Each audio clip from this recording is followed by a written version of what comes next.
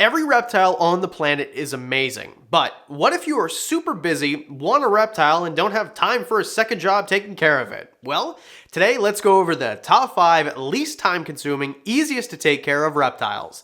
My name's Adam, this is Littlefoot, you're watching Wickens Wicked Reptiles, stick around.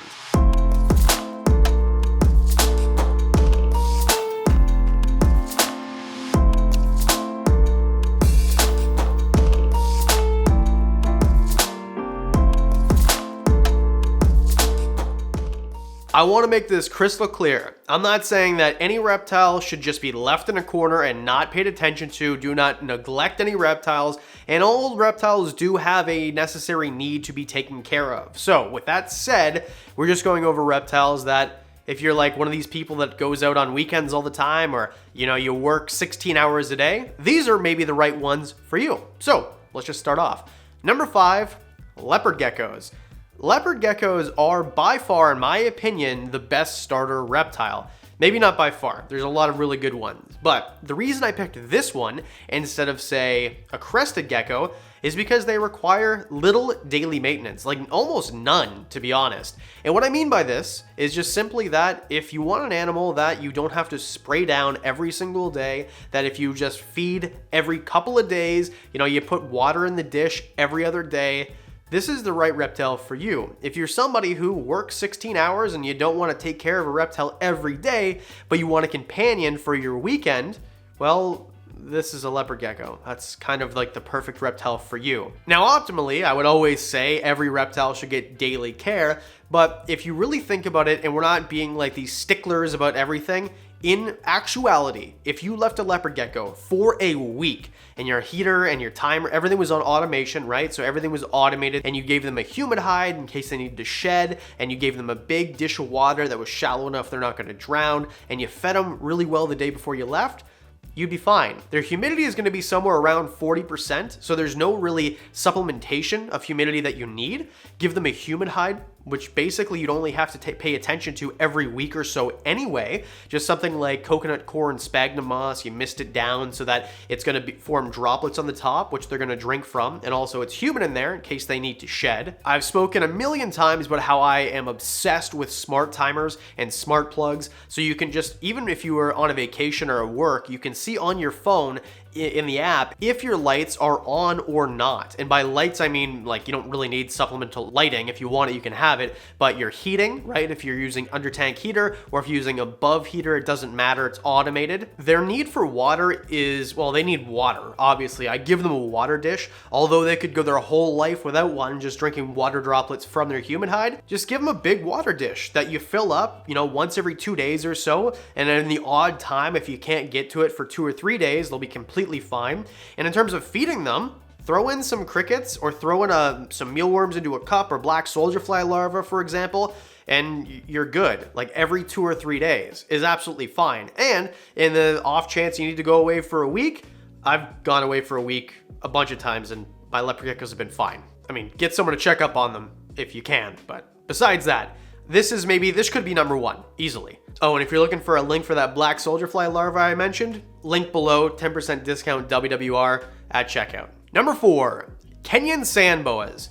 Now, people kind of gripe on me because I kind of talk negatively about Kenyan Sand Boas, just because I personally think that they're boring. Kenyan Sand Boa, aka pet sandbox. I think they're maybe the most beautiful species of boa that you can actually look at. They look absolutely amazing. It's just that, they aren't really around very much. They're just kind of like burrowed into their substrate a lot. But this is actually good if you're a busy person that just wants to take it out for handling, once a week or once every, twice a week, something like that. Well, first of all, they only eat once a week, or sometimes, every 2 weeks or every 10 days, depending on your feeding schedule, the size and the age of the animal. But also, their need for water is very little. So as long as you give them a big shallow water dish at one end of their enclosure, preferably not where the heat is so it doesn't evaporate too much and cause more humidity than needed, then you're good. So you'd only have to fill that up every couple of days. For feeding, I mean, like I said before, something that you barely have to think about. Set a timer on your phone once a week so that you can do that. Super simple. They eat frozen thawed a lot of the time. Just take one from the freezer,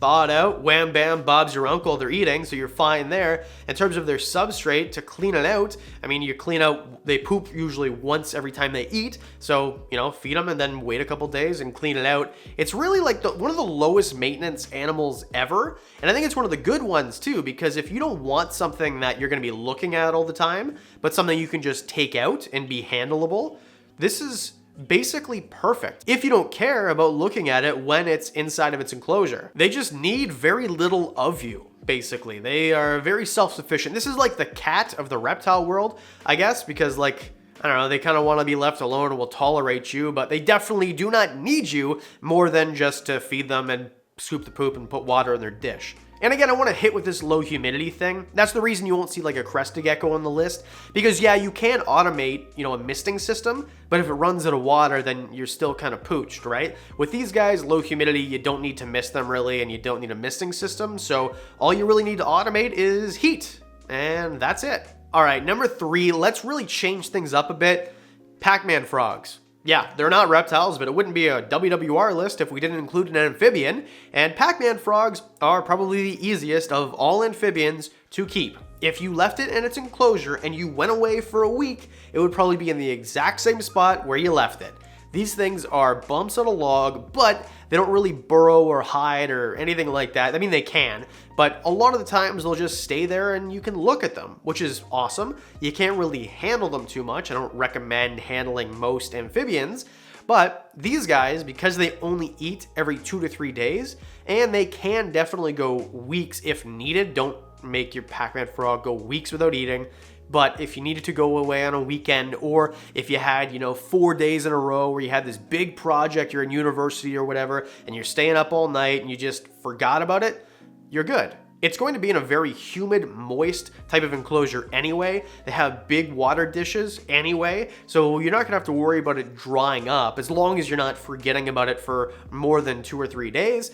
And again, give it daily attention. It takes all of 4 seconds. Even if you have to feed it that day, you take some mealworms out of a cup and toss them into a dish in there, or you give them like a pinky mouse every once in a while. You can do that on tongs. That's fun for you to watch, or crickets, or whatever. It takes next to no time to take care of these things. They're very hardy, and it doesn't take a lot of effort to really give them the best environment and the best care anyway. So again, this whole list, I'm not saying neglect anything. None of these are neglectful things. It's just it takes very little time and effort to give these guys all the care that they actually need, and the best care that they need. The only thing I'd recommend is make sure that you know that the humidity is going to be able to be kept up, cover top of the enclosure, because of all the ones on the list, these guys need more humidity than the rest. Number 2, Dumerils Boa. What? A big boa is going to be on the list of easiest to keep, less time consuming? Yes, and here's the main reason why. They need bigger enclosures, yes, but they don't need any special lighting, and they don't need any UVB or anything like that, as long as they have a day-night cycle. So they can just get away with under tank heating, or a radiant heat panel is what I use. So you can automate that super duper easy. Their enclosure is going to be pretty clean because they only eat once every couple weeks, or some people say once a month. So you'll only have to scoop the poop as many times as you feed them, basically. So this is one of those ones. This is actually could have been number 1 on the list, to be honest with you. Sure, it's bigger, and a lot of people would say, well, bigger things often need more care, but Dumerils Boas, their humidity level is going to be between like 40 and 60%. So if you have a 40% humidity level in your house, I think mine in this room right now is 49%, and the furnace is on. So down in my reptile room, it's exactly 45%, and inside the enclosure, it's about 50. It's like really right in the middle where it needs to be. Now, I interact with my Dumerils Boas all the time because they're some of my favorite animals. I just can't go a day without seeing them. But if I were to go away for a weekend and I had to send someone in to take care of my reptile collection, I wouldn't even talk to them about Dumerils Boas at all. Just make sure that the heat is still on. Make sure that the thermostat is still plugged in and there's no issues. You don't need to look at them. You don't need to feed them. Because they have a bigger enclosure, you can have a bigger water bowl. That's the thing with smaller animals, is if you give them too big of a water bowl, they're at risk of drowning and things like that. And if it's a smaller water bowl, it'll evaporate faster. And I'm not saying you shouldn't give clean water every day. I'm just saying in a pinch, But with Dumerils Boas, they can have a bigger water bowl. You should give them one in case they ever soak, which mine never have, but you know, maybe one day they would. And because it's so big, it's gonna not evaporate very quickly. So I think that's why they're on the list, is it might be deceiving how easy they actually are. I think Dumerils Boas are wickedly underrated. I did a whole video about it right here. I really think that you should give these guys a thought. If you're looking for like a larger type constrictor, a little bit bigger than a ball python, but really easy to keep and really fun to handle, Dumerils Boas. And number one, least time consuming, easiest to care for reptile, corn snakes. Now I don't really talk highly of corn snakes a lot of the time, just because my own personal experience with them, but I'd be foolish not to think and not to advise that they're really easy to keep. They are. They're actually really awesome too, because although you don't really need to give them a lot of attention, you probably will, because they're so fun to look at. They come in so many morphs. They're so fun to handle. They're just amazing. But again, you're super busy and you don't have time to take care of it or time to like really look at it for 2 days. Well, no worries. You know, just change the water out every couple days. I feel like this is like the same thing for every reptile. And just like every other snake, I mean, the feeding is really easy. You're basically just giving it a frozen thawed rodent once a week or once every 10 days if you get like a bigger corn snake, a bigger female especially. So these guys are, I mean, I could just keep hammering on what I already said, the last ones, but for the same reason as 5, 4, and number 2, it is just so easy to take care of corn snakes and it takes next to no time. Now I am wondering, would you like to see a top 5 most time consuming, hardest to take care of reptiles? Let me know in the comment section below. That would be much different than this list, but I'd love to make it if you want me to. A huge thank you so much to the Patreon supporters. You guys are absolutely amazing. One of you gave me the idea for this list again. If you want discounts on the merch to see extra stuff, I have like 5 or 6 animals in my collection that I haven't told the channel about, but Patreon knows about.